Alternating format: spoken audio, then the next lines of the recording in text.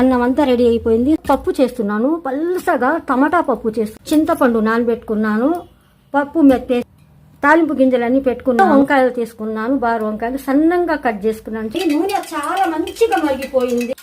వంకాయలన్నీ వేసుకుంటున్నాను. ఎంత మంచిగా నేను ఫ్రై చేసుకున్నాను. వంకాయలు, కారం, చిన్నులపాయల రెబ్బలు, సాల్ట్ ఇలా చక్కగా కలిపేసుకోవాలా.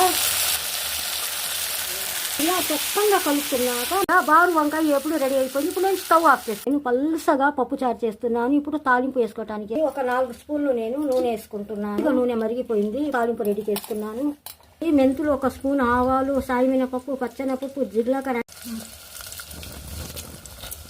తాలింపు మంచిగా ఫ్రై చేసుకున్నాను. నేను 1 కప్పు నిండా కరివేపాకు వేసుకుంటున్నాను. ఇప్పుడు నేను పప్పు చారు వేస్తున్నాను. దీంట్లో పప్పు చారు కొంచెం వేసుకున్నాను.